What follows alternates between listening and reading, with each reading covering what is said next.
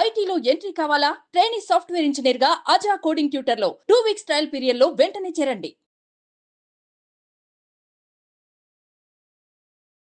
నమస్తే, welcome to Suman TV. నేను గిరిజ. ఇవాళ మనతో పాటు ఉన్న అతిథి వచ్చేసి 2 తెలుగు రాష్ట్రాలకి బాగా సుపరిచితులు. ఎవరు తెలీదు అనే మాట లేదు, బాగా సుపరిచితులు అంటేనే అర్థమవుతుంది. అంతేకాకుండా జ్యోతిష్య పరంగా ఎంతోమందికి మంచి ఉన్నత స్థానానికి వెళ్ళే మార్గాన్ని చూపారనొచ్చు. అలాగే మనకు నిత్య జీవితంలో జ్యోతిష్య పరంగా ఎదురయ్యే సమస్యలకి కూడా ఎంతోమందికి ఎన్నో రకాల రెమెడీస్ కూడా చెప్పారు. మరి తను ఎవరో కాదు, ప్రముఖ జ్యోతిష్య పండితులు, శ్రీచక్ర పీఠ వ్యవస్థాపకులు బ్రహ్మశ్రీ డాక్టర్ ప్రదీప్ జోషి గారు ఉన్నారు. వారితో మాట్లాడదాం. గురువుగారు నమస్కారం. శ్రీమాత్రే నమః. గురుగారు, జ్యేష్ఠ నక్షత్రం అంటే జ్యేష్ఠ నక్షత్రంలో పుట్టిన వాళ్ళు పుట్టారు ఆ నక్షత్రంలో అంటే వెంటనే గండాలు ఉన్నాయి, లేదంటే శాంతి చేయించాలి, 12 మందికి గండాలు ఉన్నాయి, ఇలా ఏదో చెప్తూ ఉంటారంటే బయట వింటూ ఉంటాం కదా. సో తెలిసిన వాళ్ళ దగ్గర విన్న విషయం ఇది.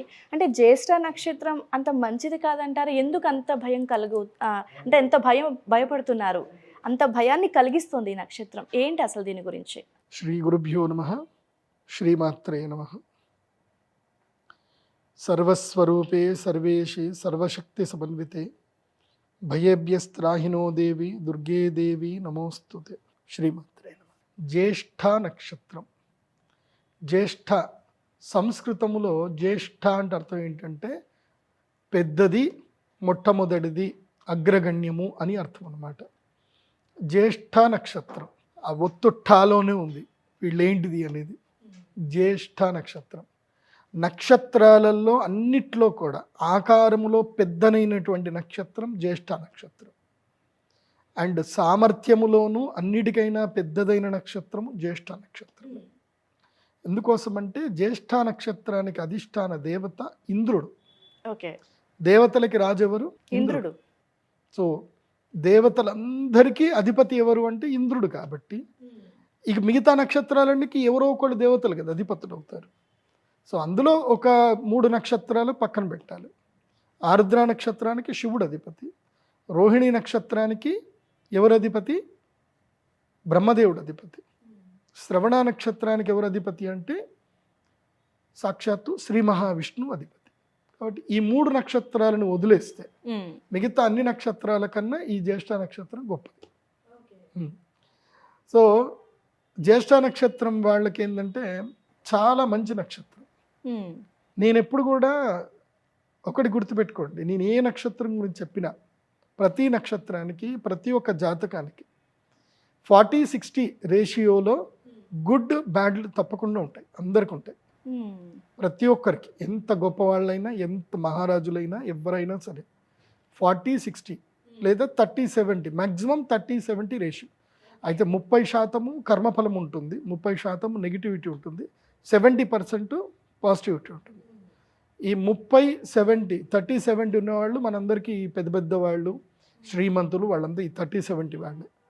సో ఈ 70-30 ఉన్న వాళ్ళందరూ కూడా మనం బిలో పావర్టీ చూస్తున్న వాళ్ళందరూ 70-30 అంటే 70% నెగిటివ్, 30% మాత్రమే పాజిటివ్. సో కొంతమందికి ఆ 30% కూడా ఉండదు, 10% మాత్రమే పాజిటివ్నెస్ ఉంటుంది. అలా ప్రతి మనిషి జీవితంలోనూ పర్సంటేజ్ ఉంటుంది. సో ఉన్న 9 గ్రహాల్లో ఏ గ్రహాలు అనుకూలంగా ఉన్నాయి, ఏ గ్రహాలు ప్రతికూలంగా ఉన్నాయని మనం జాతకం చూడడం ద్వారా మనకి క్షుణ్ణంగా తెలిసిపోతుంది. సో జ్యేష్ఠ నక్షత్ర జాతకులు ఎవరు అని అంటే వీళ్ళ జాతకంకి అంటే కొన్ని చెప్తాను, అందరికీ ఆపాదించకండి, ఇది జనరల్ ప్రెడిక్షన్ మాత్రమే.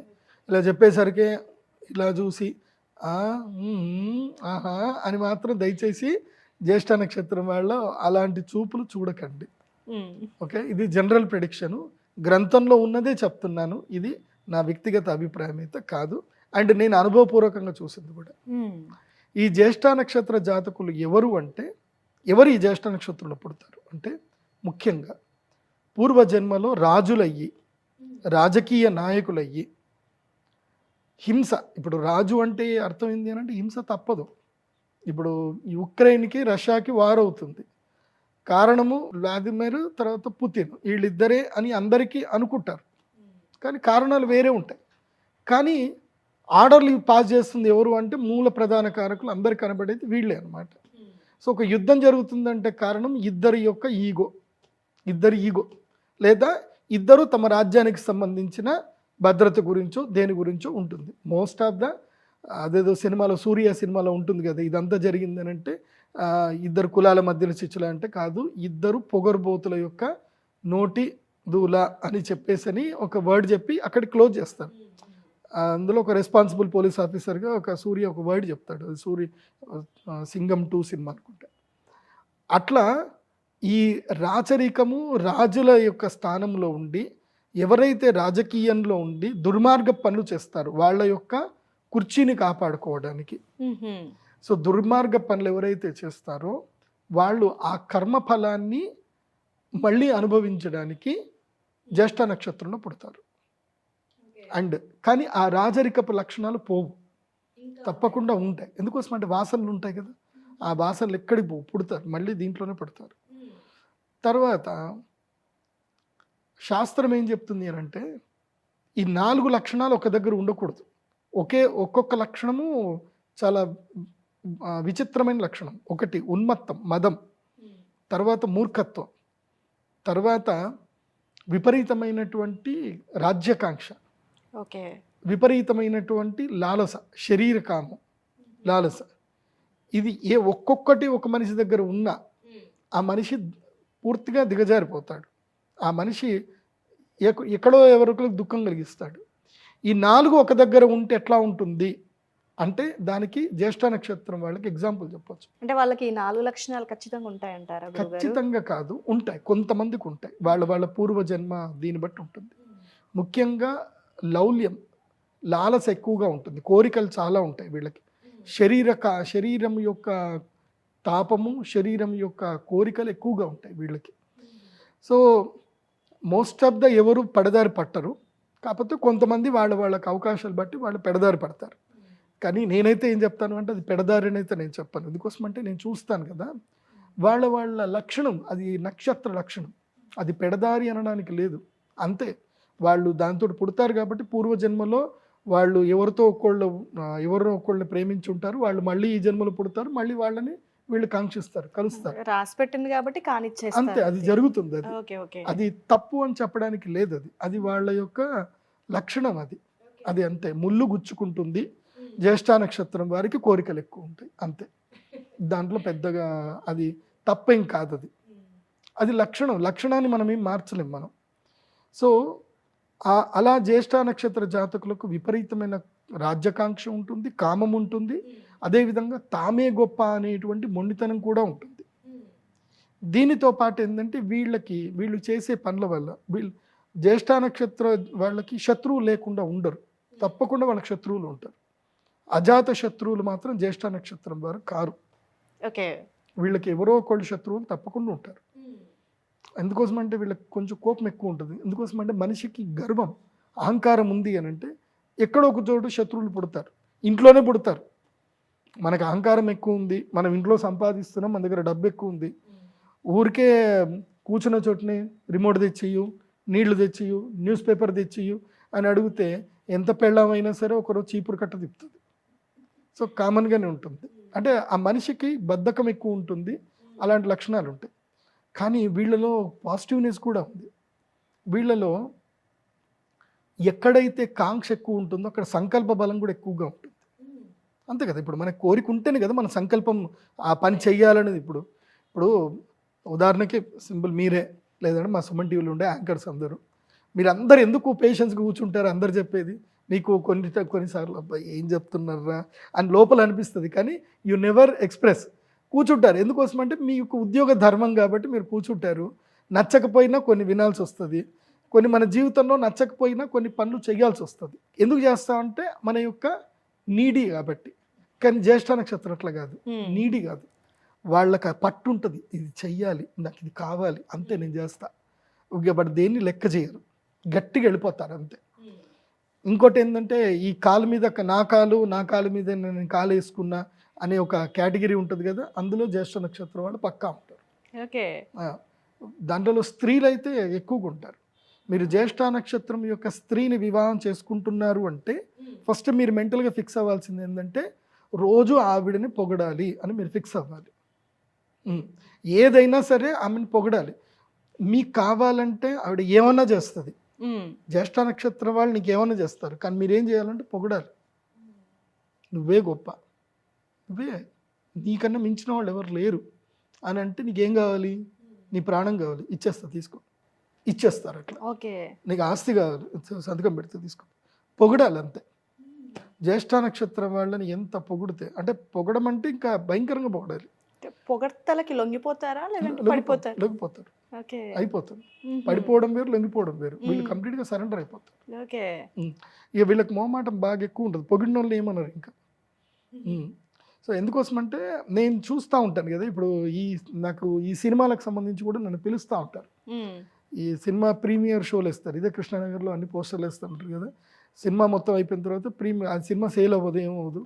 సో సేల్ చేయడానికో దేనికో ప్రీమియర్ షో ఇస్తారు. మోస్ట్ ఆఫ్ ద క్యాస్టింగ్ బాగా ఉందనుకోండి, సినిమాలు ఈజీగా సేల్ అయిపోతాయి. క్యాస్టింగ్ సరిగ్గా లేదు, ప్రోమో సరిగ్గా లేదు, సినిమా సేల్ అవ్వదు. అప్పుడు ఏం చేస్తారంటే అందరిని పిలిపించి సినిమా చూపిస్తారు. దాంట్లో నన్ను కూడా పిలుస్తారనమాట. ఎందుకోసం అంటే నాకు అందరూ డిస్ట్రిబ్యూటర్లు అందరూ నన్ను అడుగుతారనమాట, గురుజీ తీసుకో అన్నా వద్దా అని అడుగుతారనమాట. సో నన్ను అడుగుతారు కాబట్టి నన్ను పక్కా పిలుస్తారు.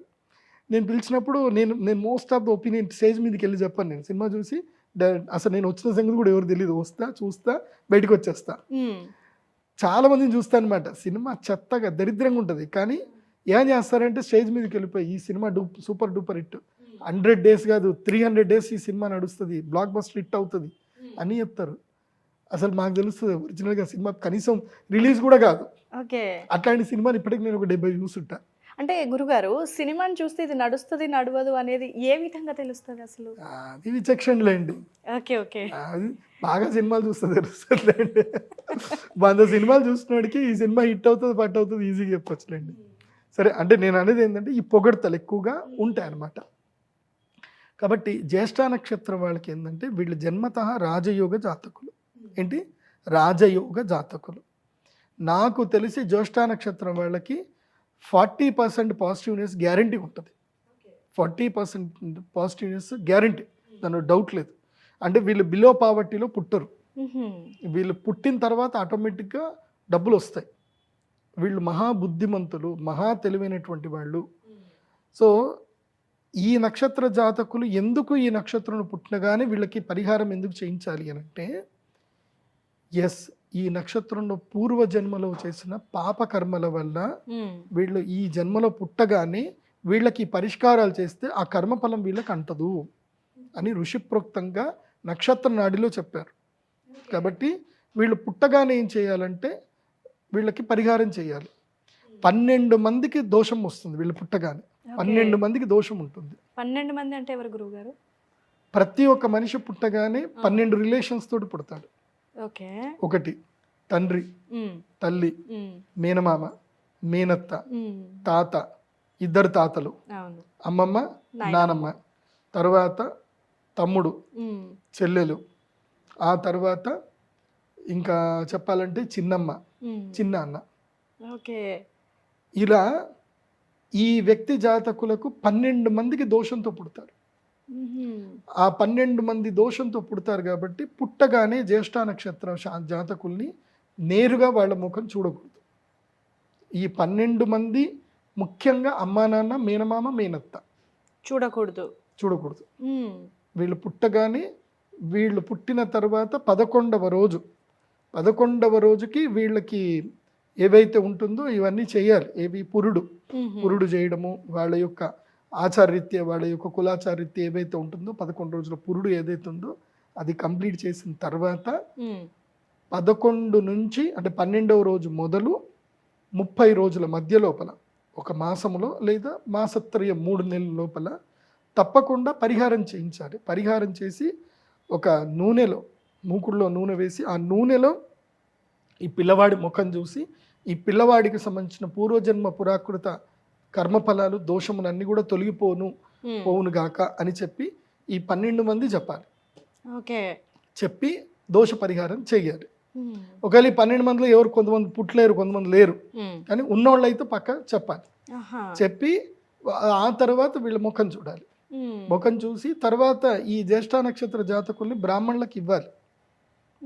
ఇచ్చేసి ఈ పిల్లవాడిని మీరు విద్యాభ్యాసము అంతా కూడా మీరే నేర్పించండి, ఈ పిల్లవాడిని బాగా తీర్చిదిద్దండి, మీకు ఇస్తున్నా మీ పిల్లవాడిని అని చెప్పేసి అని ఇచ్చేసి, తర్వాత తల్లి అంటుందన్నమాట, అయ్యో చంటి బిడ్డడు, వాడికి పాలు ఇవ్వాలి, వాడిని వదిలేయకూడదు, కాబట్టి నేను బ్రాహ్మణులకి గోవులు ఇస్తాము, సో అతన్ని మనం తీసేసుకుందాం, నా కొడుకుని గోవుల నుంచి తీసుకుందాము అని చెప్పి గోవుల్ని బ్రాహ్మణుడికి ఇచ్చేసి మళ్ళీ ఆ కొడుకుని తిరిగి తీసుకోవాలి. తీసుకొని ఏం చెప్పాలి అయ్యగారికి, అయ్యగారు ఈ పిల్లగాడిని మీకు ఇచ్చాను, కాకపోతే ఈ పిల్లగాడు మా ఇంట్లోనే పెరుగుతాడు, కాకపోతే మీరు ఎప్పుడు పిలిచినా సరే దైవ సేవ చేయడానికి మీ దగ్గరికి వస్తాడు అని చెప్పి దైవ సేవకి ఆ పిల్లవాడిని అంకితం చేసినట్టుగా చెప్పి తీసుకోవాలి. మళ్ళీ తీసుకొని పిల్లాన్ని పెంచుకోవడం చేయడం చేయాలి. అందుకే జ్యేష్ఠ నక్షత్రంలో పుట్టినటువంటి వాళ్ళకి ఏంటంటే అదృష్ట యోగం దీని ద్వారా వస్తుంది. ఎందుకోసం అంటే బ్రాహ్మణుడు వేద మంత్రాలు చదువుతాడు కదా, ఎప్పుడు అనుష్ఠానం చేసుకుంటాడు కాబట్టి బ్రాహ్మణుడికి శక్తి పెరుగుతుంది, కాబట్టి ఇతడు బ్రాహ్మణుల పిల్లాడి కిందకి వెళ్ళిపోతాడు.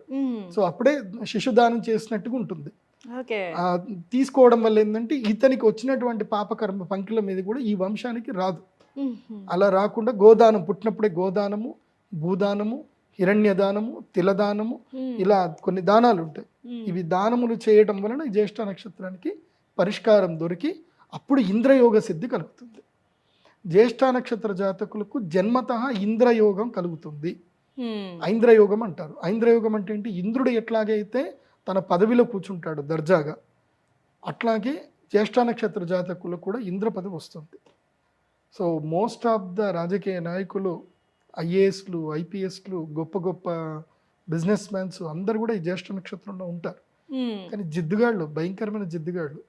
నాకు జ్యేష్ఠ నక్షత్రం వాళ్ళు నా దగ్గర రాగానే నేను జాతకం చూసి, నీ జాతకం నేను చెప్తాను, నేను చెప్పినట్టు మీరు వింటాను అంటే చెప్తా, లేదంటే మీ ఫీజు మీరు తీసుకొని వెళ్ళిపోండి. వాళ్ళు వినరు అస్సలు. సబ్కా సున్నా అప్నా కర్నా అంటారు. అందరు చెప్పేది వింటారు, సర్లే టైగర్ అట్లే చెప్తారులే అని అంటారు, వెళ్ళిపోతారు. సో నేను అదే చెప్తాను, నీ జ్యేష్ఠ నక్షత్రంలో పుట్టావు కదా, నేను గతం చెప్తా, ఫస్ట్ గతం చెప్తా జాతకం చెప్పేటప్పుడు, ఇది నువ్వు, ఇది నీ లక్షణం కరెక్టేనా అంటే ఎస్ గురూజీ, ఆల్రెడీ ఈ వీడియో చూసే వస్తారు వచ్చిన వాళ్ళు కూడా, ఈ క్యారెక్టర్స్ అన్ని మీకు ఉంటే, సో అప్పుడు నేను చెప్తాను జ్యేష్ఠ నక్షత్రం ఇది కాబట్టి సరే నేను చెప్పిన కరెక్ట్ కదా. భవిష్యత్తు కూడా చెప్తాను, భవిష్యత్తులో కొన్ని నష్టాలు వస్తాయి, కానీ అవి నష్టాలు రాకుండా నీ యొక్క ఆలోచన విధానాన్ని, నీ యొక్క లైఫ్ స్టైల్ని మార్చాలి, అది నేను చెప్తాను. పరిహారాలు కూడా చెప్తాను, అవి చేసుకుంటాను అంటే జాతకం చెప్తా, లేకపోతే ఇక్కడ నుంచి లేచి వెళ్ళిపోండి. కొన్ని నక్షత్ర జాతకులకైతే అంతే చెప్తాను, ఇంకా ఫీజు వాపస్ ఇచ్చేస్తాను, నేను తీసుకోను కూడా. ఎందుకోసం అంటే మూలా నక్షత్రము, జ్యేష్ఠ నక్షత్రము, ఆరుద్ర నక్షత్రము, భరణి నక్షత్రం వీళ్ళు కొంచెం వినరు, మిగతా వాళ్ళు ఆల్మోస్ట్ వింటారు, వీళ్ళు వినరు. ఓకే గురుగారు, అయితే ఈ జ్యేష్ఠ నక్షత్రం వాళ్ళ పరిహారం అన్నారు కదా, ఎవరు చేస్తారు, ఎవరితో చేయిస్తే మంచిది? సో ఇది మీరు అన్నట్టుగా ఇందాక ఒక 11 రోజుల పరిహారం చేయించాలి అన్నారు, సో ఎక్కడ చేస్తారు గురువుగారు? పుట్టిన 11 రోజుల తర్వాత ఇక నీకు ఎన్ని సంవత్సరాలు వచ్చినా చేసుకోకపోతే తప్పకుండా ఇప్పుడు నీకు 40 ఏళ్ళున్నా చేసుకోవాల్సిందే. ఓకే, నీకు రాజయోగం రావట్లే, గురువు గారు ఇవన్నీ చెప్తున్నారు, అన్ని లక్షణాలు ఉన్నాయి కానీ డబ్బులు మాత్రం రావట్లేదు, ఎటువైనా అనుకుంటే మాత్రం ఎస్ నువ్వు ఈ కర్మ ఫలానికి సంబంధించిన పరిష్కారం చేసుకోలేదు ఇంకా ఉంటది, అయితే ఇంకా చేయకపోతే ఉంటుంది తప్పకుండా. ఈ 12 మంది రుణంతో పుడతారు వీళ్ళు, సో వీళ్ళందరూ రుణాలు తీర్చుకోవాలి. మోస్ట్ ఆఫ్ ద నేను చూస్తాను కదా, కుటుంబంలో అందరి గురించి కష్టపడే వాళ్ళు వీళ్ళే ఉంటారు. జ్యేష్ఠ నక్షత్రం కష్టపడతారు, వాళ్ళకి ఇస్తారు, వీళ్ళకి ఇస్తారు, ఎవ్వరు కూడా వీళ్ళని కేర్ చేయరు, అందరికి పెడతారు పాపం, కానీ ఎవ్వరు వీళ్ళని కేర్ చేయరు. అలాంటి వాళ్ళు ఉంటారు దీంట్లో, మోస్ట్లీ అన్ని నక్షత్రాలు ఉంటారు, దీంట్లో కొంచెం ఎక్కువ ఉంటారు. సో వీళ్ళకి ఏంటంటే జ్యేష్ఠ నక్షత్రం రోజుని మా శ్రీచక్ర పీఠంలో వీళ్ళకి పరిహార పూజలు చేస్తారు. కాకపోతే ఆశ్లేషాబలి లాంటి పూజలకి ఏంటంటే ఒక్కళ్ళు వస్తే సరిపోతుంది. ఈ జ్యేష్ఠ నక్షత్ర పూజలకి ఏంటంటే 12 మంది ఈ బంచ్ రావాలి, కారు వేసుకొని రావాలి, లేకపోతే ఉంటే బస్ వేసుకొని రావాలి. 12 మంది కదా, మినిమం 12 సీటర్స్ పెద్ద వేసుకొని బస్ వేసుకొని మినీ వ్యాన్ వేసుకొని రావాలి, లేదంటే ట్రైన్ బుక్ చేసుకొని రావాలి. సరే గురుగారు, మరి ఆ 11 రోజులు బాబు గాని పాప గాని ఇంకా మొహం చూడకూడదు అంటారా మరి పరిహారం అయ్యేదాకా? ఒకటి, పుట్టిన పిల్లాడి ముఖం చూడకుండా ఉండడం అంటే తల్లిదండ్రులకు కష్టం. అదే అప్పుడు ఏం చేయాలి అంటే ఇమ్మీడియట్లీ వాళ్ళని మనసులో సంకల్పం చేసుకోవాలి. సంకల్పం చేసుకొని ఏంటంటే నా పిల్లవాడికి తప్పకుండా నేను పరిష్కారం చేస్తాను, ఈ మ్మ్. పూజ చేస్తాను భగవంత అని చెప్పి పసుపు బట్ట ఉంటుంది కదా, పసుపులో ఒక కాటన్ వస్త్రాన్ని పసుపులో తడిపి అందులోపల స్వస్తిక్ రాసి దాన్ని అడ్డంగా పెట్టుకొని పిల్లవాడి యొక్క ముఖాన్ని మొదలు అద్దంలో చూడాలి. అద్దంలో చూసిన తర్వాత నెక్స్ట్ పిల్లాడిని చూసుకొని తర్వాత ఇంకెట్లా పరిగా చూసుకుంటారు కదా, చూసుకోవాలంతే. అట్లా ఎవరైనా పసుపు బట్టను అడ్డంగా పెట్టుకొని మొదలు చూడాలి. చూసింది ఇప్పుడు మేము పరిష్కారం చేసేటప్పుడు కూడా ఇటువైపు పసుపు బట్ట అడ్డం పెడతాము, వాడు నూనెల ముఖం చూస్తాడు, అటువైపు నుంచి వాళ్ళు నూనెల ముఖం చూస్తారు, తర్వాత పసుపు తెర తీసిన తర్వాత అప్పుడు ముఖాన్ని చూస్తారు. చూసి 1000 ఏళ్ళు బతుకున్నా అన్న అని చెప్పి వాళ్ళు ఆశీర్వాదం చేస్తారు, వెళ్ళిపోతారు.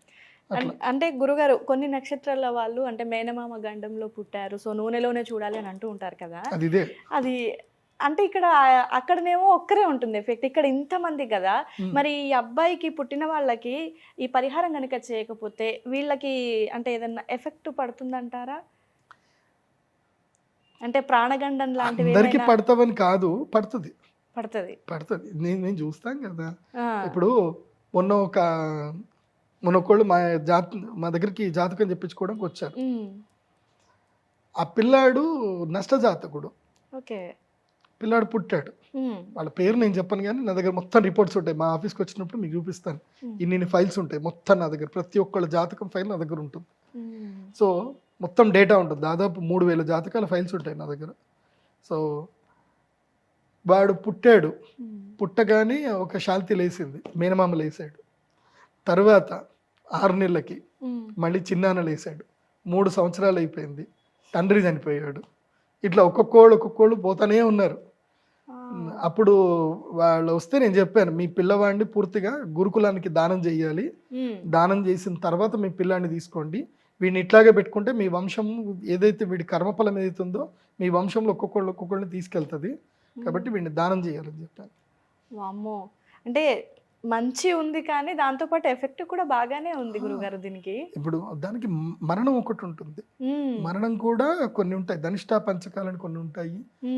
ఇప్పుడు మొన్న ఒక కేసు వచ్చింది, వాళ్ళ అత్తగారు చనిపోయారు, అత్తగారు చనిపోయిన కొన్ని రోజులు కరెక్ట్గా 3 నెలలకి మామగారు చనిపోయారు. ఫస్ట్ మామగారు చనిపోయారు, తర్వాత కొన్ని రోజులకి అత్తగారు చనిపోయారు. అత్తగారు చనిపోయారని కొన్ని రోజులు కరెక్ట్గా 3 నెలలకి ఏమైందో తెలియదు, హస్బెండ్ ట్రైన్ కింద పడిపోయి ఆయన చనిపోయాడు. వాంటెడ్లీ ట్రైన్ దగ్గర పోయి కూర్చొని చనిపోయాడు. ఆవిడ నాకు మెసేజ్ పెట్టింది, నాకు ఈమెయిల్ పెట్టింది, పేరు చెప్పకూడదు కానీ. సో ఇది ఎందుకు జరిగింది అని అంటే, ఒకటి ఇంట్లో జననమైనా మరణమైనా తప్పకుండా జ్యోతిష్ శాస్త్ర పండితుల దగ్గరికి వెళ్ళి చూపించుకోవాలి. జననం మరణం 2 చూపించుకోవాలి. జననముతో ఎందుకోసమంటే ఒకటి గుర్తుపెట్టుకోండి, మనం ఉగాది రాశిఫలాలు మేము చెప్తాం, రాశిఫలాలు చెప్పేటప్పుడు పుట్టే వాళ్ళు ఎంతమంది గిట్టే వాళ్ళు ఎంతమంది అని ఉంటుంది, లెక్క వస్తుంది అంటే. ఇప్పుడు ఇన్ని సర్పాలు పుడితే ఇన్ని సర్పాలు చనిపోతాయి, ఇంతమంది పుడితే ఇంతమంది చనిపోతారు, స్త్రీలు ఇంతమంది పుడతారు, స్త్రీలు ఇంతమంది చనిపోతారు, లెక్క ఉంటుంది. పుట్టుక గిట్టుక నేచర్ ఎప్పుడు బ్యాలెన్స్ చేస్తూ ఉంటుంది. ఒక వంశంలో ఒకళ్ళు వచ్చారు, కొంతమంది పోయే అవకాశాలు ఉంటాయి. ఇది ఒక్క జాతకాన్ని కాదు, ఒక్క నక్షత్రం అని కాదు, అది జాతకాన్ని బట్టి తెలుస్తుంది. ముఖ్యంగా తృతీయ భావం చాలా కీలకమైనది. తృతీయ పంచమ నవమ భావాలు కీలకమైనవి. ఇవి ఎవరైనా జ్యోతిష్ శాస్త్ర పండితులు చూస్తున్నా, జ్యోతిష్యం నేర్చుకునే వాళ్ళకున్నా బాగా ఉపయోగపడుతుంది. తృతీయ పంచమ నవమ భావాలు ఏ పిల్లవాడైనా పుట్టగానే తృతీయ పంచమ నవమ భావాలు చూడాలి. తృతీయ పంచమ నవమ భావాల్లో పాపగ్రహాలు, క్రూరగ్రహాలు, క్రూర దృష్టితో ఉన్న నీచ స్థానములో ఉన్న తృతీయ స్థానములు గనక పాపగ్రహాలు, క్రూరగ్రహాలు గనక ఉంటే, ముఖ్యంగా రాహుకేతువులు గనక ఉంటే గనక తప్పకుండా సోదర నష్టం జరుగుతుంది. మేనమామ, మేనత్త, సోదరుడు, అన్న లేదా తమ్ముడు, లేదంటే వచ్చేటువంటి నెక్స్ట్ గర్భం ఏదైనా నష్టం జరిగే అవకాశం.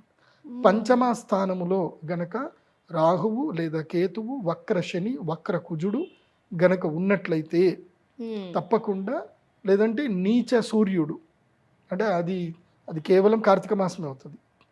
సో తులారాశిలో నీచ సూర్యుడు పంచమంలో ఉంటే తండ్రి చనిపోతాడు. అదే 9వ స్థానంలో గనక ఉంటే తాత లేదా తండ్రి కూడా చనిపోయే అవకాశం ఉంటుంది. క్రూర గ్రహాలు, క్రూర దృష్టి, నీచ స్థానం అయ్యి ఉంటే కనుక వాటికి ఇంకా గ్యారంటీగా ఎఫెక్టివ్ ఉంటుంది. ఓకే, అంటే గురువుగారు ఒక చిన్న డౌట్, మనకు ఉన్నది 12 రాశులు, నక్షత్రాలు 27. సో 4 పాదాల్లాగా మీరు అన్నట్టుగా 108. సో ఎన్ని కోట్ల మంది జనాభా ఉన్నా వీటిల్లోనే ఉంటారు ఖచ్చితంగా. అంతే. సో అందరికీ అంటే ఈ నక్షత్రంలో ఉన్న ప్రతి ఒక్కరికి ఇలా జరుగుతుందంటారా, లేదంటే కొంతమందికే జరుగుతుందంటారా? నక్షత్ర జాతకము అనేది జనరల్ ప్రెడిక్షన్. ఓకే. నక్షత్ర జాతకం జనరల్, జాతకం అనేది నీ యూనిక్నెస్. ఓకే. ఇప్పుడు ఉదాహరణకి మీరు టీచర్, మీ స్కూల్లో మీరు ఒక స్కూల్లో పనిచేస్తున్నారు, మిమ్మల్ని టీచర్ అనే అంటారు కదా అందరు కూడా. సో మిమ్మల్ని పలానా మ్యాథ్స్ టీచర్ అనో సోషల్ టీచర్ అనో అనరు. మీ స్కూల్లోకి ఎంటర్ అయిన తర్వాత మీ స్టూడెంట్స్ అందరూ ఏం చేస్తారు అంటే, ఓ మా మ్యాథ్స్ టీచర్ అంటారు. నువ్వు ప్రతి క్లాస్ రూమ్కి వెళ్తారు, మీరు వెళ్ళిన తర్వాత మీకు ఫేవరెట్ స్టూడెంట్స్ ఉంటారు. ఆ ఫేవరెట్ స్టూడెంట్కి మీరు ఫేవరెట్ టీచర్. అంటే ఒక టీచర్ అనే దానికి ఎంత కేటగిరీస్ ఉన్నాయి. అలాగే నక్షత్ర జాతకులకు కూడా తమ యొక్క జాతకం, ఈ నక్షత్రంలో పుట్టడం దోషం, ఇది జనరల్ అందరికి ప్రెడిక్షన్. కాకపోతే వాళ్ళ ఇంటర్నల్ ఆస్పెక్ట్స్ ఏమున్నాయి, వాళ్ళ లైఫ్ స్టైల్ ఏముంది, ఎట్లుంది, అవన్నీ కూడా తెలుసుకోవాలి అని అంటే జాతకం తప్పనిసరి. జాతకములో ఈ భావాలన్నీ కూడా చూడాలి, చూసి నిర్ణయం తీసుకోవాలి. కానీ పరిహారం అయితే అందరూ చేసుకోవాలి, జ్యేష్ఠ నక్షత్ర పరిహారం అందరూ చేసుకోవాలి. కానీ ఏవి కూడా జ్యోతిష్ శాస్త్రం 80% అక్యురెన్స్ ఉంటుంది, 100% అందరికీ వర్తించదు. ఇంకోటి ఏంటంటే కొంతమంది వాళ్ళ పేర్లలో ఏదో, ఇప్పుడు యామిని అని పేరు ఉంది, నోయా ఈయు జ్యేష్ఠ, యామిని లేదా యమున, యతిన్ ఇట్లా పేర్లు పెట్టుకుంటారు. యా అక్షరం ఉన్నంత మాత్రాన వాళ్ళు జ్యేష్ఠ నక్షత్ర జాతకులు అయిపోరు. వాళ్ళ జాతకం ఏముందో చెక్ చేస్తే పుట్టినప్పుడు ఏ నక్షత్రంలో పుట్టారు దాని మీద జ్యేష్ఠ నక్షత్రం ఉంటుంది. అందుకే నా వెబ్సైట్ లో మేము స్పెసిఫిక్ గా హోరోస్కోప్ పీడిఎఫ్స్ మేము ఇచ్చాము. ఇప్పుడు మీరు date of birth time place enter చేసుకుంటే మీకు హోరోస్కోప్ పీడిఎఫ్ వస్తుంది. మీ జన్మ నక్షత్రం ఏంది, మీకు ఏ నక్షత్రంలో కలిసి వస్తుంది, ఏ నక్షత్రం కలిసి రాదు, మీ ఏ వారం మంచిది, ఏ వారం మంచిది కాదు. సో మీ యొక్క పూర్తి లైఫ్లో మీకు ఏ సంవత్సరాలు మీకు కలిసి వస్తాయి, ఏ సంవత్సరాలు మీకు గండం ఉంటుంది, అన్ని డీటెయిల్స్ మొత్తం 500 పేజీలకు పైగా ఉంటుంది. ఆ డీటెయిల్స్ మొత్తం మీకు ఒక 2000 రూపాయలు పే చేస్తే మీకు ఈమెయిల్కి వచ్చేస్తుంది. చక్కగా ఇంట్లో మొబైల్ కూర్చొని చదువుకోవచ్చు. అది జ్యేష్ఠ అంటే ఏదో మనం రెగ్యులర్గా చూసే నక్షత్రాల్లో ఒకటి అనుకున్నాం, కానీ నిజంగా ఇంత ఎఫెక్ట్ అనేది అసలు తెలుసో లేదో తెలియదు. కానీ కంపల్సరీ చూసే వ్యూవర్స్ అయితే నక్షత్రం ఉన్న వాళ్ళు నిజంగా మీరు చెప్పిన పరిహారం చేసుకుంటే కానీ వాళ్ళ ఇంట్లో జరిగే మరణాలు అవ్వనివ్వండి, ఇలాంటి దోషాలు కానీ ఇంకా అది కంటిన్యూ అయ్యే అవకాశాలు ఎక్కువగా ఉంటాయని అనిపిస్తుంది గురుగారు. సో మళ్ళీ నేను అదే చెప్తున్నా, ఇట్స్ నాట్ ఎమోషనల్ బ్లాక్మెయిల్. మళ్ళీ అది కూడా చెప్పారు. నేను అదే చెప్తున్నా, మీకు అలా జరుగుతుంటే మీరు పరిహారం చేసుకుంటే మంచిది. ఒకవేళ చేసుకోలేకపోతారు, మీ దగ్గర డబ్బులు లేవు, పరిహారాలు చేసుకోలేకపోతారు, తప్పకుండా లింగాష్టకము, తర్వాత ఏకబిల్వం శివార్పణం, త్రిదళం త్రిగుణాకారం బిల్వాష్టకం చదవండి, లింగాష్టకం చదవండి. త్రంబకం యజామహే సుగంధిం పుష్టివర్ధనం ఉర్వారకమే బంధనాన్ మృత్యోర్ముక్షయమామృతాత్. ఈ శ్లోకాన్ని ప్రతిరోజు జపం చేసుకోండి. ఎందుకోసం అంటే మీరు అందరూ వచ్చి పరిహార పూజలు చేయాలనేది నా ఇంటెన్షన్ అయితే కాదు. అందుకోసం అంటే మిమ్మల్ని ఏదో భయపెడుతున్నారు, కొంతమంది మమ్మల్ని భయపెడుతున్నారు అంటారు. ఇది శాస్త్రం, శాస్త్రంలో ఉన్నది ఉన్నట్టుగా చెప్పడం నా బాధ్యత. నేను చెప్పినవన్నీ కూడా అక్యురేట్గా ప్రెడిక్షన్స్ మీకు ఉన్నాయనుకోండి, you are into this cup of tea, మీకు ఇది మీ కప్ ఆఫ్ టీ ఇది ఉంటే రండి, తప్పకుండా చేయించుకోండి. చేయించుకోకపోయినా దైవ ధ్యానం వల్ల కూడా పరిష్కారాలు జరుగుతాయి. అందుకోసం అంటే మీ సంకల్ప బలం గొప్పది, అన్నిటికన్నా గొప్పది సంకల్ప బలం. గురువుగారు చాలా చక్కటి విశ్లేషణ జ్యేష్ఠ నక్షత్రానికి సంబంధించి చాలా చక్కగా తెలియజేశారు. చాలా మందికి ఉన్న సందేహాలని నివృత్తి చేశారు గురువుగారు. ధన్యవాదాలు. శ్రీమాత. సో చూశారు కదండి, ఏవైనా పరిహారాలు చేయించుకోవాలని మీరు అనుకుంటున్నా, అలాగే గురువు గారిని నేరుగా కలవాలనుకుంటున్నా, pradeepjoshi.com వెబ్సైట్ని విజిట్ చేయొచ్చు.